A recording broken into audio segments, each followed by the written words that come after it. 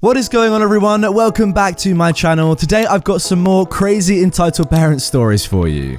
Entitled Dad, hey, give my kid a loaded gun in this area full of people. So some backstory. In my country, you need to be licensed to even shoot at a shooting range, and to get the license, you need to pass some sort of background check, do some extensive paperwork, and also attend a 1-hour class on firearm safety, range safety, the rules, and some other stuff about holding a gun correctly, etc. And also go to a range class where you shoot with the instructors to see if you may pose any danger to the other shooters. Also, we have some sort of necklaces where we have to wear our license cards so that other people can see. So here the story begins. I was at the shooting range training for the IPSC, the International Precision Shooting Competition, since I had a qualifier the next day, which I passed. And I really didn't want to be bothered. After about an hour there, I go early since there's less people, a dad and a kid that should have been around 15 and looked really hyped to be around guns. I was like him my first time there, and I can't blame him, guns are cool, came up to me. I don't know if it was the guns I was using or the metal human-shaped target I was shooting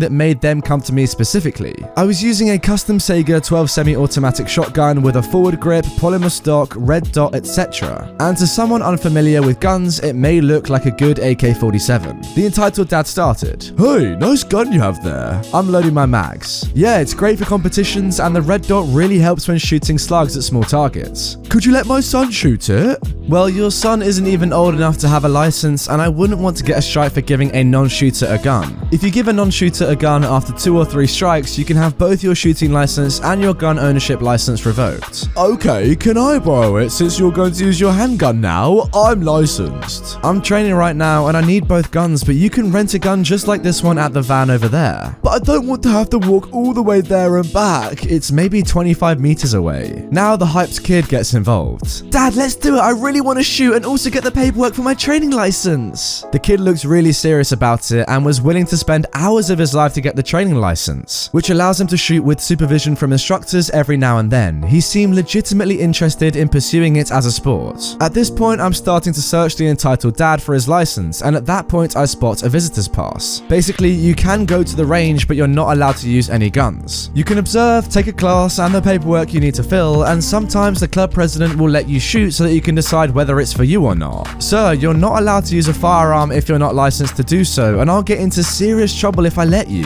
You can talk to our club president over there and he'll probably let you try a few shots. No, it's nothing serious. We'll just fire a few shots and no harm will come from it. At that point, I'd already waved at the range instructor to come over so maybe he could get him off my back and let me train, while the kid had already left and went to find the club president to do things the right way.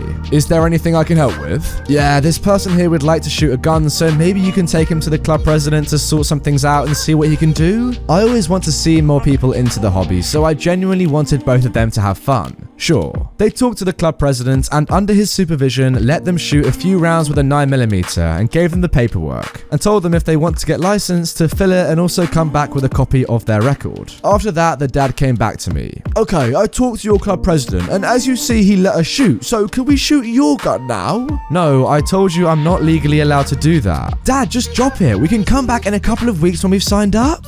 Why'd you have to make such a fuss about it? Just let us shoot 5 rounds. Please let me go back to my training. I have an important competition tomorrow, and as I said, there's nothing I can do. The range instructor is shouting for all to hear. Guns down, clear them, and place the flags in the chambers. You can go change targets, otherwise just wait for the go-ahead to resume shooting. I unloaded both guns and put the flag in the receivers and went to check my groupings up close, and when I turned back, I saw the entitled dad touching the gun. Probably because it looked cool, I guess. It couldn't fire with the flag in it no matter what he did, but now I was annoyed. So I shouted at both the range instructor and our club president to look at him, and they asked him to leave immediately and told him that he would not be allowed on the range without doing all necessary steps. For some reason, many people become completely stupid around guns, and I have some more stories if you want me to share. Well, the cold hard truth is that guns alone are not dangerous, but idiots with guns are. Look, I'm not really a fan of guns at all. In all honesty, I don't think civilians should be allowed to own them, but my oh my, if someone like this is in your range and is demanding a gun, that's gotta be pretty scary. Like, if this entitled dad cannot follow basic orders, then he should not be allowed within 100 meters of a gun. I feel like at the end of this story, your club president shouldn't have told him to do all the necessary steps, but instead should have told him to just get out and never come back. You're banned for life. Now for our second story. Entitled Mum makes the birth of my son about her tragedy 30 plus years ago.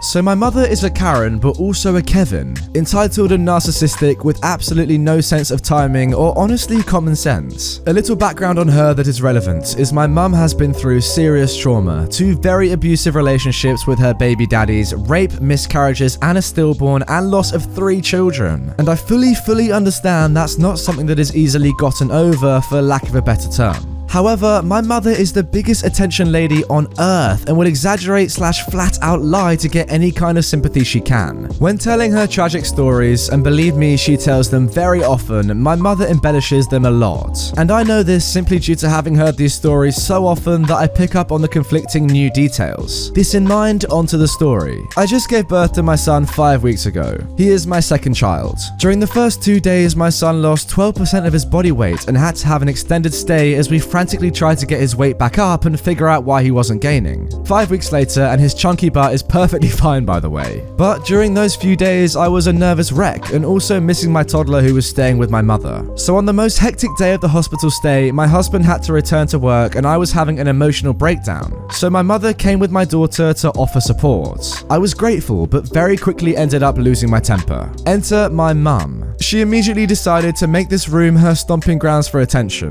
The nurses were in my room nearly constantly with my son, taking him in and out of the room, checking on him and me, etc. Every nurse got trapped by my mother, who would pick up my son and make this huge display of caring on him, kissing him, which she was told many times not to, and generally making an obnoxious fake fuss over him in their presence. When that didn't warrant her enough attention, she changed her strategy. The pediatrician switched my son to a high-calorie formula and we fed him with a tube and a syringe, and the nursing staff was in the room each feeding to help me. Mum used this to her advantage. She would immediately bring up my brother, who was sick the moment he was born and died a horribly painful death at 15. She brought up how terribly sick he was, how she was told he wasn't going to live, and he was even smaller than this one, gesturing to my son, who then weighed just under 7 pounds. Then she would say how he was so messed up because his father beat me so severely when I was 7 months pregnant that it damaged my baby, and I was on bed rest until he was born. That went to how my biological father raped her and held her hostage in an abusive relationship. She brought up how her babies, my 2 older brothers, were born very prematurely and both died in the hospital. One of them had a tube to feed him too, and both of them failed to thrive and she had to watch her newborns die. This is not what I want to hear when my seemingly healthy newborn dropped a pound in weight in 2 days and went from breastfeeding like a champ to being fed with a tube, with the hospital staff debating putting a feeding tube in. Whenever the pediatrician or my OB or obstetrician, someone who delivers babies, came in to talk to me / check on us, my mother would interrupt to ask some ridiculously stupid question like,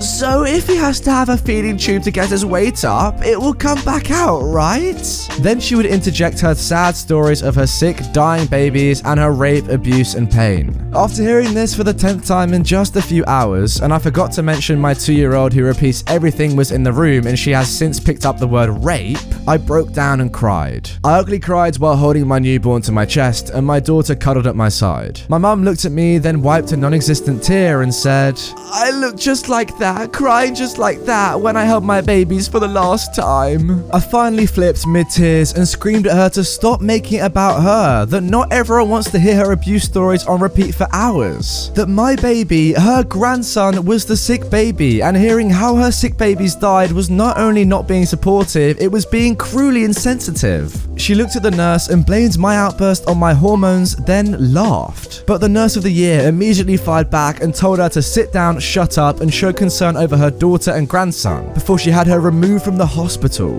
My mum tried once more to get sympathy and attention when the pediatrician came back in. He too cut her off, apologized somewhat for her previous misfortunes, but made it clear that her babies were not his patients. She left shortly after, and besides dropping my daughter off back home a few days later, she has refused to come over since, as I ganged up against her. Sweet, sweet, quiet relief. Oh man, situations like this are so tough. Given everything that your mother has gone through, it must be so difficult not to just say, look, I completely understand your situation, and just allow her to say whatever she wants. Like, her troubles are some of the worst that I have ever heard. No one deserves to go through anything like your mum. However, when she keeps going on and on and on, and it's having a negative impact on your life, that must be the end of it. Especially when you're giving birth in that moment and she is talking about how she's had babies that have died. How is that helping anyone? That is just attention seeking, no matter how bad it is, in my opinion. Let me know in the comments below, guys. Do you think OP was being too harsh on her mum, or was she just sick of her rubbish? I don't know. Anyway, that is going to do it for these two entitled parent stories. I really hope you have enjoyed. If you did, like the video, comment your opinions down below, and subscribe for daily Reddit content on my channel. Also, if you want more immediately, click the playlist on screen for over 185 entitled parents videos from yours truly. With that being said, I will see you guys all tomorrow with a brand new video.